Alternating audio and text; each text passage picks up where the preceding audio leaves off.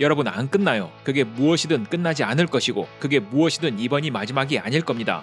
자, 이게 무슨 말이냐면요. 얼마 전 추적 60분에서 성공파리에 관한 방송을 했었어요. 200달이는 될 수 없어. 성공파리에 혹하는 청년들 이라는 제목으로요. 저도 세후 200달이 월급 받는 청년, 아니 중년으로 뜨끔한 마음을 부여잡고 방송을 봤어요. 이분들은 청년이지만 저는 중년이라고요. 당연히 더 심각하게 봤죠. 물론 안 봐도 어떤 이야기, 어떤 사연이 나올지는 빤합니다. 애초에 제 인생 최고 관심사가 이놈의 지긋지긋한 돈이니까 이렇게 돈 이야기하는 유튜브 채널도 운영하고 있지 않겠어요? 이 바닥 들어온 거 잘 알 수밖에 없죠. 그런데 방송 전에 커뮤니티 반응이 더 가관이더라고요. 나이 든 사람들이나 저런 거 많이 당하지. 크크크크. 엄청 순화해서 말씀드린 거 알죠? 대충 이런 뉘앙스의 조롱 글들이 엄청 많았어요. 물론 실제 방송 내용은 젊은 청년들 그리고 더 심한 10대 학생들이 성공파리에 많이 현혹된다 이런 내용이었는데요. 뭐 세대 갈라치기니 뭐니 이런 이야기는 다 집어치우고요. 애초에 이건 세대 문제가 아니에요. 이건 조급하고 간절한 사람의 문제거든요. 조급할 수밖에 없잖아요. 제 유튜브 알고리즘만 하더라도 거의 대부분의 썸네일과 제목이 이렇게 소리치고 있는걸요. 한국은 끝났다. 답이 없다. 이건 네 탓이다. 내 탓이다. 각자 도생이다. 사다리는 이미 끊겼다. 화폐 가치가 녹아내리고 있다. 지금 이것에 투자하지 않으면 큰일 난다. 어쩌고 저쩌고. 아이고 정신이 없어요 정신이. 하지만 여러분 딱 하나만 기억하세요. 안 끝나요. 시장이 망하든 흥하든 이번이 마지막 기회도 아니고 마지막 위기도 아닐 겁니다. 그걸 네가 어떻게 아냐 임마. 사실 저도 몰라요. 제가 미래를 알면 돗자리 깔았지 여기서 이러고 있겠습니까. 그런데 주식시장의 유명한 격언 중에 이런 말이 있잖아요. 투자에서 가장 위험한 네 단어는 이번만은 다르다 이다. 애초에 저희 주식 투자 방법이라고 해야 하나? 저는 대중의 심리에 기반을 해요. 뭐 무슨 파동, 지표, 옵션, 매크로, 시황 등등 그런 거 잘 모르고요. 와 여기 깨지면 사람들이 진짜 무섭겠는데. 그럴 때 사는 것 단지 그것 하나로 지난 5년간 상승장이든 하락장이든 상관없이 매달 수익을 내고 있어요. 그렇게 이 바닥에서 살다 보니까요. 이곳이 그냥 사회의 축소판이더라고요. 재작년 국내 주식장 어떤 취급받았나요? 그런데 작년은 어땠죠? 그리고 올해 초 이 대본을 쓰고 있을 때까지도 엄청난 상승을 하고 있네요. 그럼 이제는 반대로 끝까지 오를 일만 있을까요? 그럴 리가 있나요? 주식시장은 오르기 위해 내립니다. 그리고 내리기 위해 올라요. 저는 그렇게 생각해요. 그런데 살아보니 그건 인생도 똑같더라고요. 내려가면 올라가고 올라가면 내려오고. 태산 붕괴, 거대했던 태산. 그 속이 무너지고 있음은 꿈에도 몰랐네. 자, 지금부터 들려드릴 이야기는 제가 숨기고 싶은 아주 긴 실패담 중에 하나입니다. 예전에도 잠시 말했지만 제가 어릴 땐 제법 잘 살았어요. 아버지가 하시는 사업이 꽤 잘 나갔거든요. 그런데 정말 거짓말처럼 한순간에 사라지더라고요. 보통 사업하다 망하면 뒤로 다 챙겨놓고 망한다던데 저희 집은 오죽했으면 제가 아버지를 의심했다니까요. 에이 설마 자식한테도 숨긴 거 아니야? 싶을 정도로 진짜 혹싹 싸그리 몽땅 망했습니다. 그런데 진짜 문제는 모든 게 다 끝났다고 생각했던 그때부터 터져요. 이미 아버지 회사가 부도 나고 시간도 꽤 흐른 뒤였어요. 뒷수습이요? 에이 뭘 남겨놓고 망했어야 수습을 하죠. 정말 먼지 한 톨 안 남기고 싹 다 타버려서 더 이상 손 쓸 것도 없는 상태였거든요. 그런데 어느 날 어머니께서 걱정스러운 목소리로 그러시는 겁니다. 니네 아버지 요새 자꾸 돈 이야기를 하고 다니시더라. 이상하잖아요. 사업은 이미 끝났는데 직원들 월급 줄 일도 거래처 막을 일도 없는데 대체 돈이 왜 필요하시냐고요. 알고 보니 그게 아니었어요. 아버지의 승부는 끝난 게 아니었던 거예요. 잿더미 속에서 어떻게든 다시 일어서 보려고 그 마지막 불씨를 살려보려는 가장 위험한 승부수를 띄우고 계셨던 거죠. 사실 깊게 생각 안 했어요. 저한테 아버지는 감히 제가 걱정할 레벨의 사람이 아니었거든요. 평생을 치열하게 살아온 대가족의 장손, 산전수전 다 겪은 사업가, 저한테는 평생 산 같은 분이셨으니까요. 그 산이 무너지고 있을 거라고는 상상도 못했죠. 아버지가 하신다면 다 뜻이 있겠지 그렇게 생각했어요. 게다가 그때 저는 제 인생에서 가장 행복할 때였거든요. 비록 은행 비투성이지만 생애 첫 내 집을 계약했고 곧 예쁜 아이까지 태어날 예정이었으니까요. 세상을 다 가진 기분이었죠. 그런데 그 행복한 밤에 아버지의 취중 혼잣말을 듣게 됩니다. 그 말을 듣지 말았어야 했는데 말이죠. 정작 내가 힘들 때는 도와주는 사람 하나 없네. 그 말을 듣는데 억장이 무너진다는 게 이런 거구나 싶더라고요. 그래서 어떻게 했냐고요? 제 신혼집을 팔았습니다. 그 돈으로 아버지를 도와드렸죠. 다시 생각해봐도 제 와이프가 보살이네요. 관세음 보살. 그래서 남은 여생 아내한테 갚으며 살고자 하고 있어요. 여하튼 그 돈을 아버지께 드리면서도 저는 어디다 쓰실 건지 꼬치꼬치 안 물어봤어요. 당신은 저에게 언제나 어른이었으니까요. 어련히 잘 알아서 하시겠지 믿었던 거죠. 하지만 결론만 말씀드리자면 네, 사기였습니다. 아주 뻔하디 뻔한 폰지 사기요. 이만큼 넣으면 매달 이만큼 준다. 뭐 이런 너무나 진부한 스토리. 정말 드라마 같은 건 제가 그 소식을 알게 된 타이밍이었어요. 모든 돈이 날아갔다는 소식을 들은 날이 제 아이 태어나기 딱 한 달 전이었습니다. 야 이제 애 낳으면 못 논다 하면서 친구들이랑 마지막 축하주를 마시고 있었거든요. 시끌벅적한 술집에서 전화를 받았는데 수화기 너머로 들리는 어머니의 울음소리, 순간 술이 확 깨면서 온몸의 피가 차갑게 식는 느낌이더라고요. 그런데 참 이상하죠. 그 상황에서 제가 가장 먼저 한 행동이 뭔지 아세요? 아버지께 문자를 보내는 거였습니다. 아버지, 일단 주무세요. 다 지나갑니다. 혹시나 나쁜 생각하지 마시고요. 문자를 보내놓고 깨달았죠. 아, 조급함 앞에서는 어른이고 아이고 없구나. 제가 평생 알고 있던 그 무섭고 근엄하던 어른은 이미 수화기 넘어 그곳에 안 계시더라고요. 저는 몰랐어요. 아버지 마음속 그늘진 곳에서 간절함이라는 독버섯이 자라고 있었다는 걸요. 제가 종종 말씀드리죠. 세상 다른 곳에서 노력은 대부분 배신하지 않아요. 땀 흘린 만큼 대우를 받을 수 있죠. 그런데 이놈의 돈이 오가는 곳에서는요. 그 노력이란 녀석이 아주 기괴하게 진화를 합니다. 간절하니까 노력했겠죠. 반대로 노력을 쏟아부으니 더 간절했을 테고요. 바로 그 과정에서 괴물이 탄생합니다. 지금 유튜브에서 추적 60분 해당 방송만 봐도요. 피해자에 대한 조롱도 심심치 않게 보여요. 맞아요. 저도 예전에 그렇게 생각했어요. 저들이 멍청해서 이기적이어서 당했을 뿐이라고요. 그런데 제가 그 간절함이란 녀석을 너무 얕봤어요. 이 녀석은 대체 어디로 튈지 예상이 안 되더라고요. 그렇게 곧 아이는 태어나는데 당장 조리원 잔금 치를 돈이 없더라고요. 제가 그때까지만 하더라도 나이에 비해 세상 물정을 잘 몰랐어요. 십수년을 사무실 방구석에서 예술한답시고 박혀있다 보니 기본 금융 상식 같은 것도 아예 없었거든요. 그래서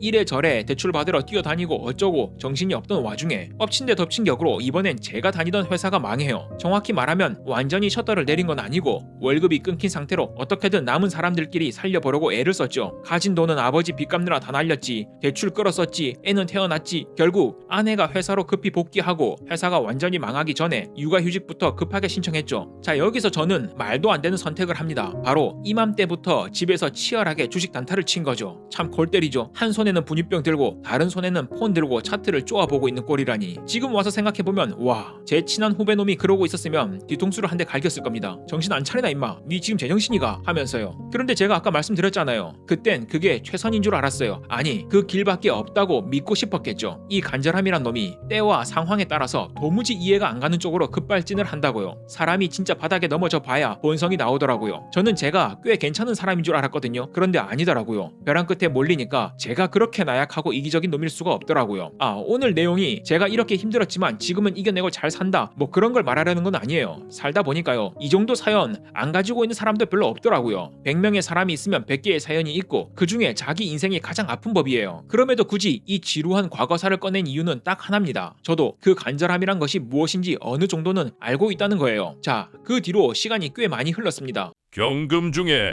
비록 돈의 무게는 가벼우나 그 안에 담긴 진심은 천근만근이라.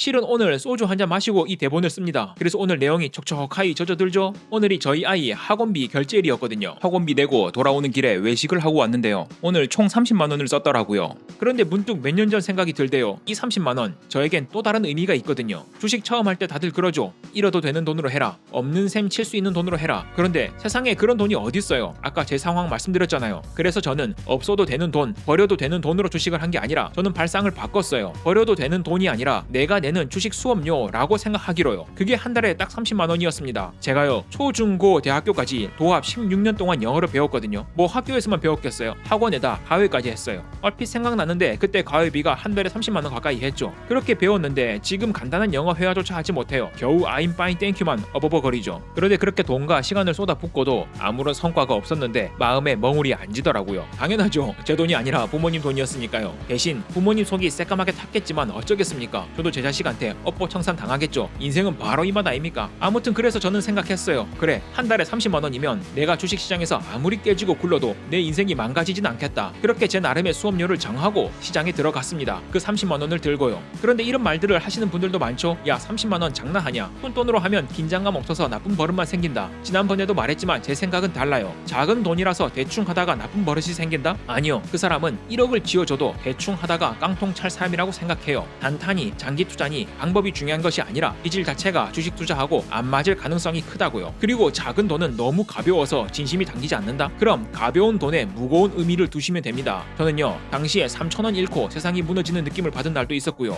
500원 번 날에 세상을 다 가졌던 기분이 들었던 날도 있어요. 단순히 액수가 문제가 아니라 희망이 생겼다 무너졌다를 반복했거든요. 우리가 도박이나 노름을 이야기할 때 소위 땄다 꼬랐다 라는 말로 표현을 하잖아요. 저는 그저 돈을 따고 꼬른 게 아니었어요. 저에게 있어서는 매일매일이 희망과 절망을 주고받는 나날들이었어요. 어떤 날은 될 것 같았거든요. 그리고 그렇게 지속할 수 있는 방법을 찾았다 싶었어요. 그러다 한순간에 무너지는 걸 수없이 반복했죠. 그 짓을 수년간 했어요. 직이 퇴출. 나의 그릇을 알았기에 승리 대신 도망을 택하다.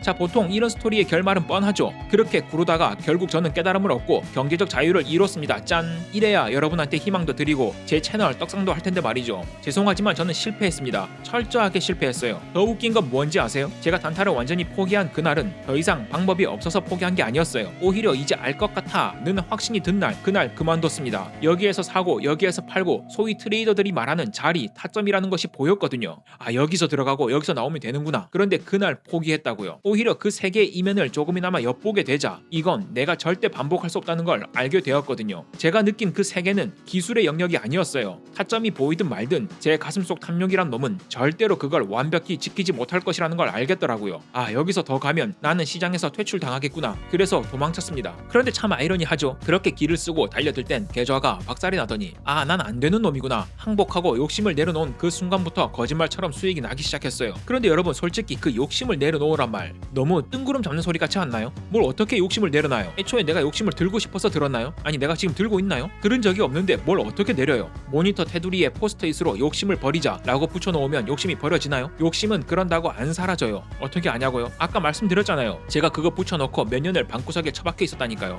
우는 애 들쳐업고 차트 볼 때요. 그런데 너무 궁금하잖아요. 저도 제가 큰 성공까지는 아니지만 어찌됐든 그때와는 지금 상황이 많이 달라졌으니까요. 이 과정을 풀어낼 수만 있다면 저도 소위 강의파리, 성공파리 같은 파리피플로 진화할 수 있을 거 아니에요. 여러분, 이렇게만 하시면 됩니다. 제가 달라진 것 좀 보세요 하면서요. 그래서 저도 밤낮으로 고민을 했죠. 어떻게 해야 욕심을 내려놓을 수 있을까? 어떻게 해서 난 주식으로 돈을 벌 수 있게 됐을까? 그런데요, 제가 찾은 답은 간단명료하더라고요. 안저등로. 바닥을 확인하니 마음이 편안해지고 비로소 길이 열리다. 심리적 안전마진, 즉 내가 아무리 망해도 이거 밑으로는 안 떨어지겠다 라는 바닥을 확인했던 거죠. 육아휴직이 끝나갈 무렵 우연히 옛 인연이 저에게 일거리를 줬습니다. 완전히 본업으로 돌아갈 생각은 못했는데 어찌됐든 고정적인 수입이 생긴 거죠. 비록 월급은 쥐꼬리만 했지만요, 딱 그때쯤 제가 미국 기술 장기 적립식 투자를 접하게 됩니다. 그때 뭔가 번쩍하더라고요. 그래, 이 쥐꼬리만한 돈에 꾸준히 시간을 녹여 투자를 하면 대박은 몰라도 적어도 망하진 않겠다. 육아휴직 시절 아이의 고사리 같은 손과 우유 냄새 하나로 버텼던 그 숨막히는 작은 방에서는 보이지 않던 희망이 아주 작게나마 보이기 시작하더라고요. 희망이 보이면요,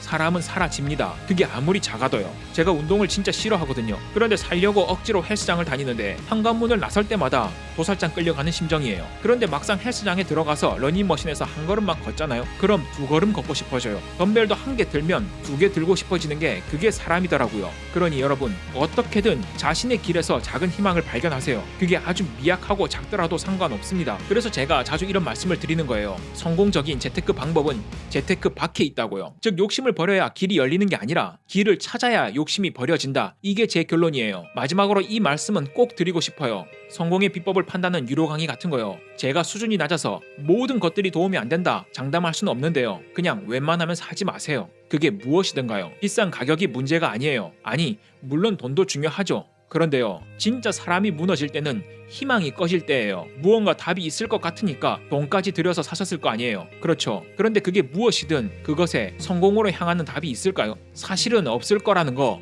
알고 계시잖아요.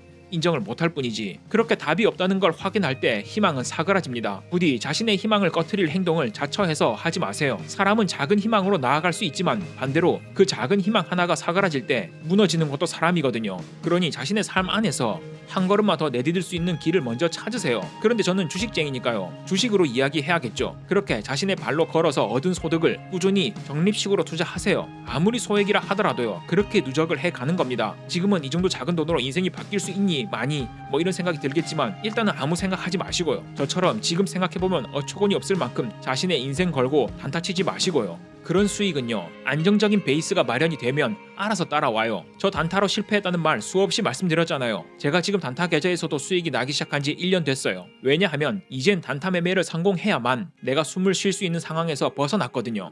살만해지니까 더 살만한 길이 열리더라고요. 참 더럽고 치사하죠. 그런데 세상 일이 다 그런 것 같아요. 그리고 이 부분이 제 채널에서 항상 강조하는 부분이죠. 그렇게 안정적으로 모아 가시다가요, 한 번씩 시장의 공포가 찾아올 때는요, 그때 한 움큼씩만 더 사보는 거예요. 그것만 해도 희망이 보입니다. 정말로요. 이 영상을 보시는 분들의 연령대가 몇인지는 모르겠는데요, 조금이라도 더 나은 내일을 기대할 수 있다고요. 여러분, 안 끝나요. 그게 무엇이든 끝나지 않을 테고, 그게 무엇이든 이번이 마지막이 아닐 겁니다. 물론 조급해지지 말라는 말, 어떤 사람들의 귀에는 지금 이런 말이 안 들어온다는 거 너무 잘 알아요. 하지만 어쩌겠어요.